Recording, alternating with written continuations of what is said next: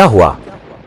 जब एक मुसलमान युवक ने अयोध्या में राम लल्ला के दर्शन के बाद पहुंचा अपने घर, उसने ऐसा क्या कहा कि सभी मुस्लिम बौखला गए। फिर हुआ ऐसा कि ये जानकर आप भी सोच में पड़ जाएंगे। जी हां दोस्तों, आपने बिल्कुल सही सुना। यह एक सत्य घटना है जो अयोध्या में राम लल्ला के दर्शन के बाद एक मुस्लिम युवक के साथ हुआ। दोस्तों, वीडियो को पूरा देखिएगा ताकि सच्चाई आपको मालूम हो सके कि आखिर में उस मुस्लिम युवक ने ऐसा क्या बोल दिया कि सभी मुस्लिम बौखला गए। इस वीडियो की पूरी सच्चाई बताएंगे। लेकिन अगर आप सच्चे सनातनी हिंदू हैं और भगवान राम को सच्चे दिल से मानते हैं तो कमेंट बॉक्स में जय श्री राम अवश्य लिखिएगा। और अगर आप हमारे चैनल एपीएस चमत्कार को सब्सक्राइब नहीं किया है तो प्लीज सब्सक्राइब करके बेल आइकन को प्रेस कर लें। तो चलिए आगे बढ़ते हैं और जानते हैं कि उस मुस्लिम युवक ने ऐसा क्या कहा था जिससे कि सभी मुस्लिम बौखला गए। दोस्तों, राम मंदिर बनना हम सभी सनातनियों के लिए एक सपना था और जब 22 जनवरी 2024 को भव्य राम मंदिर का प्राण प्रतिष्ठा का समारोह हुआ तो पूरे देश में खुशी की लहर दौड़ पड़ी। हर कोई झूम रहा था और अपने अपने घरों में दिवाली मना रहा था, क्योंकि ये 500 साल के संघर्ष का नतीजा था। इसमें संपूर्ण भारत का योगदान रहा।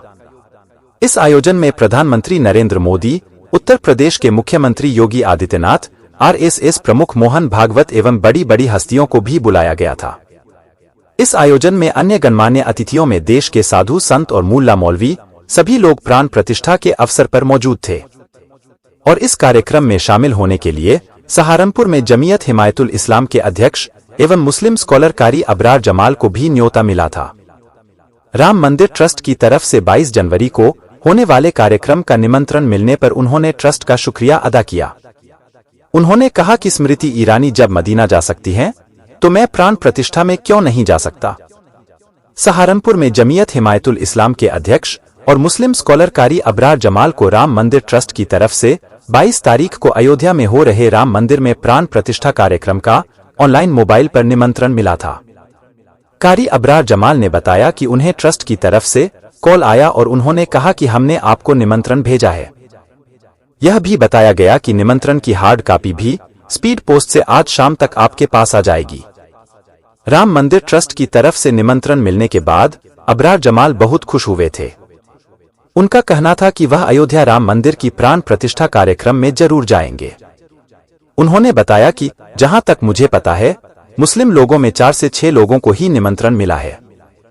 जिन जिन लोगों को निमंत्रण मिला है उन सभी की अपनी अपनी अलग राय है। वे लोग जाएंगे या नहीं जाएंगे मुझे नहीं पता, मगर मुझे निमंत्रण मिला है, मैं जरूर जाऊंगा। अयोध्या एक धार्मिक जगह है, इसी तरह मस्जिद भी धार्मिक जगह है। अगर साधु संत मस्जिदों में आ सकते हैं तो मुस्लिम अयोध्या क्यों नहीं जा सकता। आप सभी लोगों को मुबारकबाद। करीबन 500 साल पुराना झगड़ा हिंदू मुसलमानों के बीच खाई बनी हुई थी, अब वह दूर हुई है। मैं सभी देशवासियों को राम मंदिर की बनने की बहुत बहुत बधाई देता हूं। उन्होंने कहा था कि देश में अमन और शांति कायम रखने के लिए एक दूसरे के बुलावे पर जरूर जाना चाहिए। राम मंदिर सुप्रीम कोर्ट के फैसले से बन रहा है, मगर अभी भी कुछ लोग ऐसे हैं जो इसको गलत ठहरा रहे हैं। यह वही लोग हैं जो कहते हैं मुसलमान कोर्ट के फैसले पर भरोसा रखता है। जब तमाम मुसलमान कोर्ट के फैसले पर भरोसा रखते हैं तो परेशानी की क्या बात है। फिर भी परेशानी होती है तो फिर यह दोगलेपन की बात है। किसी मुसलमान के साथ इंसाफ किया जाता है तो फिर यह कहते हैं कोर्ट ने इंसाफ किया है। फिर जो सुप्रीम कोर्ट ने राम मंदिर के निर्माण का फैसला सुनाया है तो फिर कहते हैं कि हमारे साथ नाइंसाफी हुई है। मगर मुसलमान तो दोगला नहीं हो सकता। एक मोमिन की 2 जुबान नहीं हो सकती। यह कैसे मोमिन है, कैसे मुसलमान है। अबरार जमाल ने कहा कि जमीयत उलेमा हिंद और ओवैसी साहब मुस्लिम बाहुल्य क्षेत्र से आते हैं। जमीयत उलेमा हिंद खाली मुस्लिम की सियासत करती है। इन तमाम लोगों को तो जाहिर सी बात है परेशानी होगी। अगर यह लोग यह कह देंगे अपने मन से कि आज मुसलमान सुरक्षित है इस सरकार में, तो फिर इन लोगों की छतरी के नीचे कौन जमा हो पाएगा? कोई नहीं। पीएम बने मोदी, सीएम बने योगी, हमें तो खतरा नहीं लगता। इनकी तो दुकान ही सिर्फ इस बेस पर चलती है कि सरकार आपको काट कर खा जाएगी। सरकार आपको कच्चा चबा जाएगी, मगर जमीयत उलेमा हिंद बचा सकती है। इसी बेस पर आज तक उनकी रोटी सिक रही है। 2014 में तमाम लोगों ने दुआएं की थी कि नरेंद्र मोदी प्रधानमंत्री न बने। 2019 में की, फिर मोदी पीएम बने। 2017 में दुआएं की थी कि योगी मुख्यमंत्री न बने। 2022 में भी की, लेकिन फिर भी वह मुख्यमंत्री बन गए। तमाम मुसलमान जिंदा हैं। हम तमाम लोग अपने आप को सुरक्षित महसूस कर रहे हैं। हम आज भी इसी लिबास में यहां घूमते हैं। आप तमाम लोगों के बीच रहते हैं। हमें तो कोई खतरा नजर नहीं आता। जो पाकिस्तान इस्लाम के नाम पर स्थापित है और जिसको ला इलाहा इल्लल्लाह की बुनियाद और आलिदा करके बनाया गया था, आज किस वक्त किसी मस्जिद में धमाका हो जाए, इसकी पक्की खबर किसी को नहीं है। आदमी नमाज के लिए सजदे में जाता है और सजदे से वह आता है, यह उसको भी खबर नहीं है। वहां से लौटने के बाद उन्होंने राम मंदिर ट्रस्ट की जमकर तारीफ की। उन्होंने कहा कि राम को बुरा कहना या राम की इज्जत न करना मुसलमान के लिए हानिकारक हो सकता है। इस पर उन्होंने ट्रस्ट का शुक्रिया अदा किया था और कार्यक्रम में पहुंचे थे। जानिए वहां से लौटने के बाद कारी अबरार जमाल ने ट्रस्ट और हिंदू धर्म को लेकर क्या कहा। दोस्तों, कारी अबरार जमाल कहते हैं कि बहुत खुशी की बात है। राम मंदिर ट्रस्ट के लोगों का मैं शुक्रिया अदा करता हूं। उन्होंने मुझे इस काबिल समझा और निमंत्रण भेजा। वहां बुलाकर हमें इज्जत बख्शी, बहुत सारा सम्मान दिया। यह सम्मान हमारे लिए ऐतिहासिक था। जहां एक तरफ लोग कहते हैं कि जब बहुत सारे हिंदू इकट्ठे हो जाते हैं तो मुसलमान से जय श्री राम बुलवाते हैं, लेकिन वहां इससे बिल्कुल उल्टा देखने को मिला। हमें वहां बिल्कुल भी ऐसा महसूस नहीं हुआ कि हम दूसरी जगह आ गए हैं। वहां लोगों ने हमारा सम्मान किया। प्रवेश करने से पहले हमारे जूते निकाले। एक तरह से हमारी आरती उतारी गई। यह बात इतिहास में लिखी जाएगी। सालों बाद जब हिंदू मुस्लिम का झगड़ा खत्म हुआ और प्राण प्रतिष्ठा का वक्त आया, तो वो सनातनियों ने अकेले नहीं किया। जमाल आगे कहते हैं, वहां गंगाजमुनी तहजीब की एक मिसाल कायम की गई।